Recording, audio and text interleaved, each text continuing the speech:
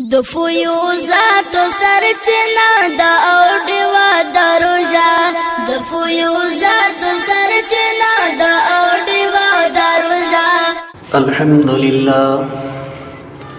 الحمد لله نحمده ونستعينه ونستغفره ونؤمن به ونتوكل عليه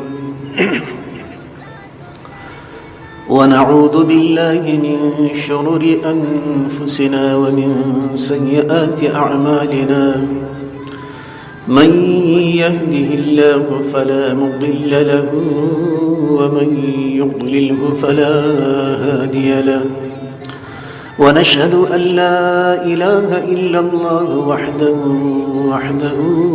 لا شريك له ونشهد أن سيدنا وسندنا ونبينا ومولانا محمدا عبده ورسوله صلى الله تعالى عليه وعلى آله وأصحابه وبارك وسلم تسليما كثيرا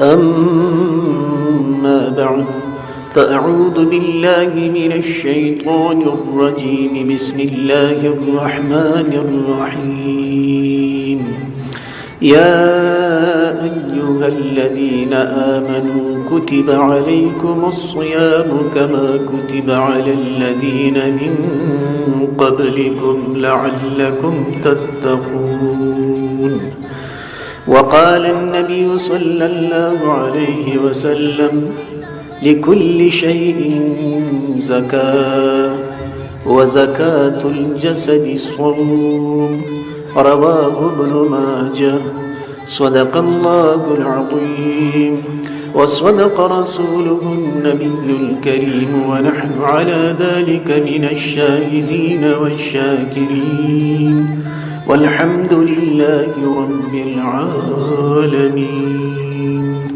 درود شريف وزايدان. اللهم صل على محمد وعلى آل محمد كما صليت على إبراهيم وعلى آل إبراهيم إنك حميد مجيد. اللهم بارك على محمد وعلى آل محمد كما باركت على إبراهيم وعلى آل إبراهيم إنك حميد مجيد.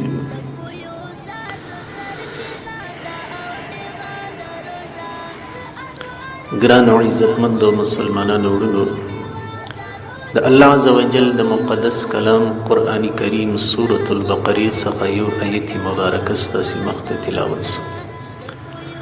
د جناب رسول الله صلی الله علیه وسلم د احادیث مبارکه څخه یو حدیث شریف چې امام ابن ماجه رحمه الله سنن ابن ماجه شریف کې نقل کړی دی، ستاسو مخته ذکر شو. عزیزانو، د الله عزوجل بشمیر احسانات و انعامات دی.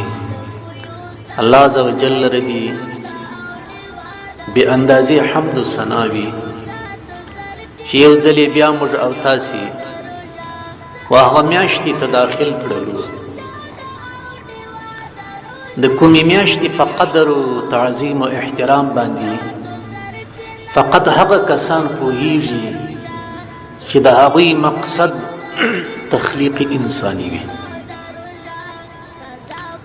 د انسان د تخلیق مقصد څه دی؟ الله عزوجل خپل په قرآن کریم کې واضح او بیان کړی دی، وما خلقت الجن والانس الا ليعبدون. رمضان المبارک یو میاشت دا یو زمانه د پر ټول عالم و نړۍ باندې راځي. انسانان په دې باره کې دوه ډوله دي. یو ډول انسانان هغه دي چې بې پروا دي، غافله دي، فرق یې نه باندې کېږي. روژه راله، روژه ولاړه، بس خبره ختمه. روژه راله، روژه ولاړه، بس. بله ډله انسانان بیا هغه دي چې هغوی عاشقانه طبیعت لري، عشق لري، محبت لري د الله عزوجل د اوامرو سره، د الله عزوجل احکام ته د الله عزوجل د احکام امتثال او پر ځای کېدلو ته د سترګې په لار وي. د رسول الله صلی الله علیه وسلم مزاج او طبیعت او عادت دغه راغلی و چې کله به د رجب المرجب میاشت داخله سول، زموږ ستاسې د پښتو په اصطلاح چې د خدای تعالی میاشت په داخله سول، رسول الله صلی الله علیه وسلم با د روژې د مبارکې میاشتې د نیولو، د هغې د تعظیم او د احترام و هغه میاشتې ته په عافیت او فصیحت سره د رسېدلو دپاره دعا کول. امام بیهقی رحمه الله شعب الایمان کې یو حدیث نقل کړی دی. رسول الله صلی الله علیه وسلم به دغه دعا کول: اللهم بارک لنا فی رجب و شعبان وبلغنا رمضان. اے الله موږ ته د خدای تعالی په میاشتې کې برکتونه واچوي. اے الله موږ ته د شعبان او برات په میاشتې کې برکتونه واچوي. وبلغنا رمضان. الهي موږ د روژې تر میاشتې پورې په خیر او عافیت او صحت ورسوه، چې دا میاشت پر موږ باندې په داسې حال کې راسوي چې موږ د پریشانۍ سره مخ نه یو. سهار د ورځې روژې ونیسو، د شپې قیام اللیل وکړو، تراویح وکړو او عبادت وکړو. دغه دوه شیان دي په روژه کې. د ورځې به مو روژه یې او د شپې به څه وي؟ تراویح او قیام اللیل. په حدیث مبارکه کې د ګناهونو مغفرت هم پر دغه دوه شیانو راغلی دی. من صام رمضان ایمانا و احتسابا غفر له ما تقدم من ذنبه. چا چې د روژې د مبارکې میاشتې روژې، چا چې د رمضان المبارک د میاشتې پر راتګ سره اهتمام وکړي، امادګي ونیول. من صام رمضان، چا چې د رمضان د میاشتې روژې ونیولې ایمانا په داسې حال کې چې د ایمان خاوند، چې ایمان نه لري هغه نو چیرې روژې نیسي. کافرانو هم وایي دا تجربې کړي دي د مسلمانانو په دین کې د دې روژې مقصد څه دی. دوی هم وایي روژې نیسي کله کله، خو دوی د ایمان په حالت کې نه نیسي.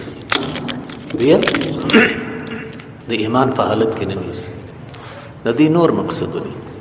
من صام رمضان ایمانا، یو چا چې د روژې د میاشتې روژې ونیولې په داسې حال کې چې یقین او باور لري چې دا د الله حکم دی، زموږ پر ذمه لازم دی. واحتسابا، او په داسې حال کې د روژې د میاشتې روژه ونیول چې دی نیت د ثواب لري چې الله زما سره راضي سي.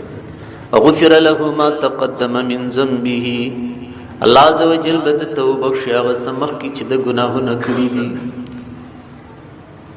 یو ومن قام رمضان ایمانا واحتسابا غفر له ما تقدم من ذنبه.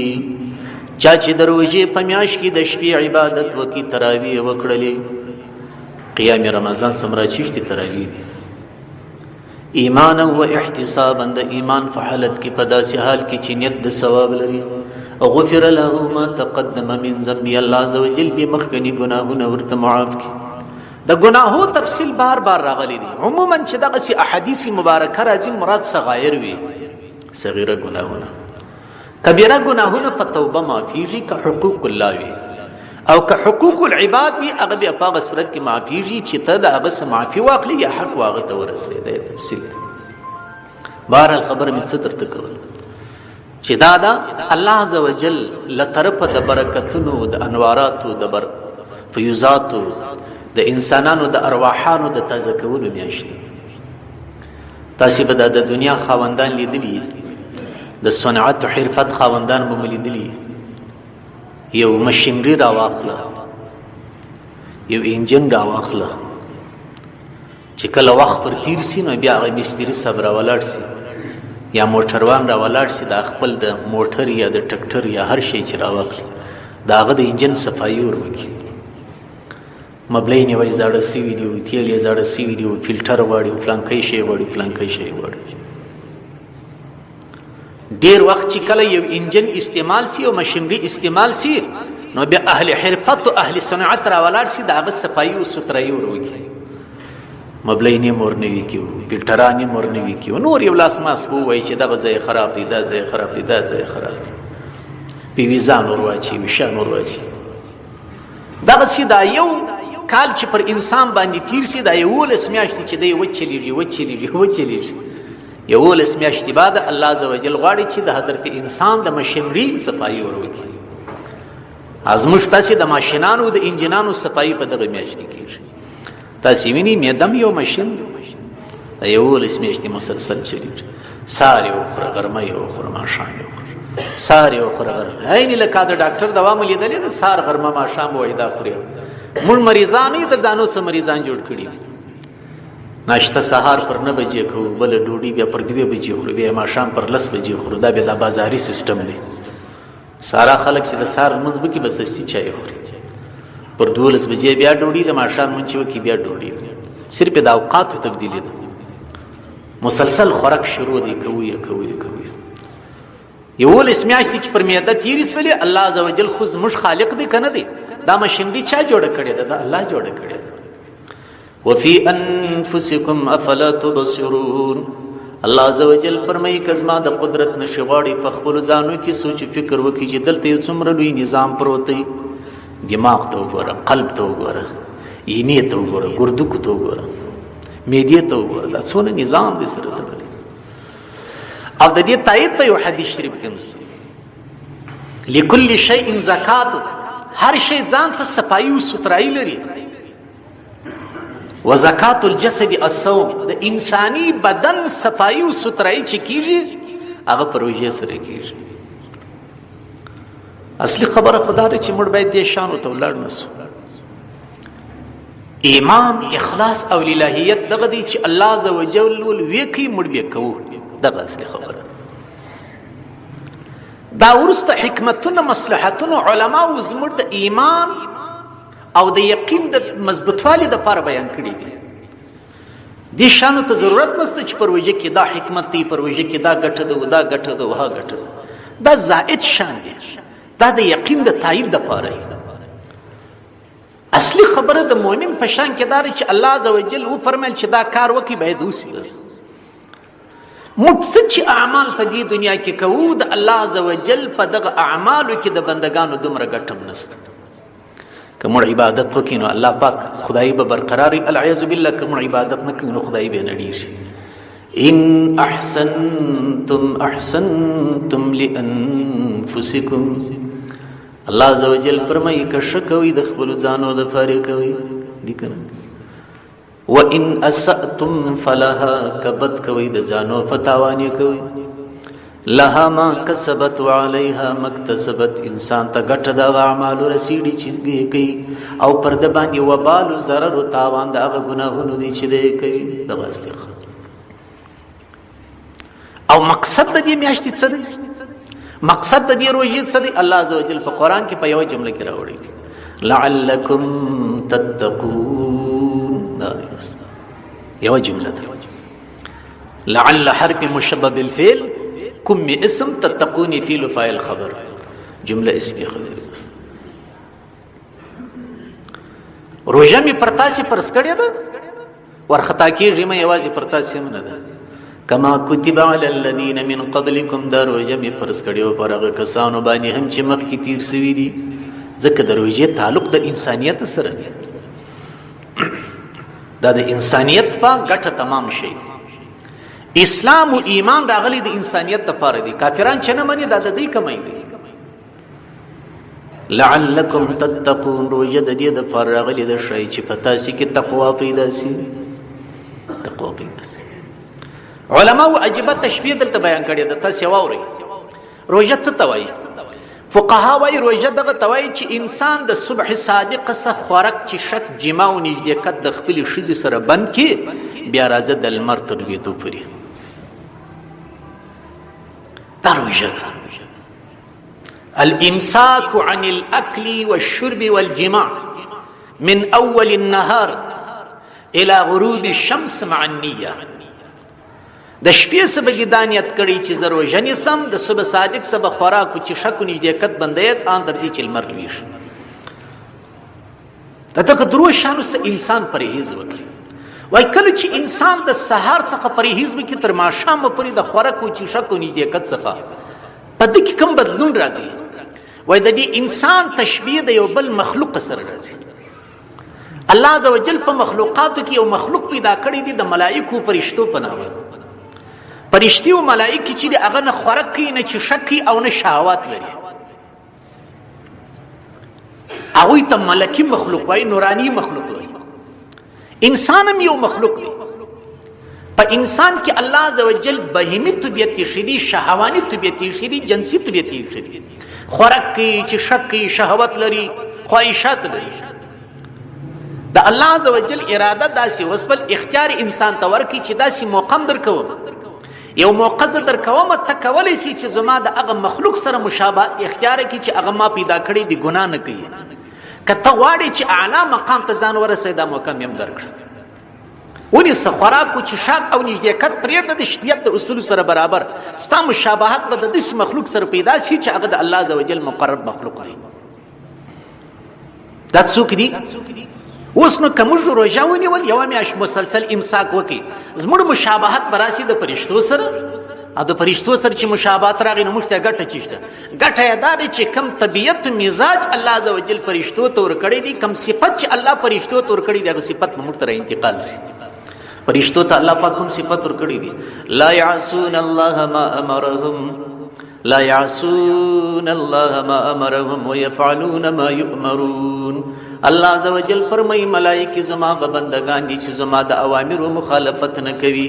ويفعلون ما یؤمرون، دوی ته چې د کم کار حکم وسی دوی هغه پر ځای کوي. دا یې بل حکمت. نو د هغه میاشت چې انسان د بهیمي او حیواني طبیعت څخه ځي ملکی طبیعت ته، نورانی طبیعت ته ځي، ملکی صفاتو ته ځي، نورانی صفاتو ته ځي.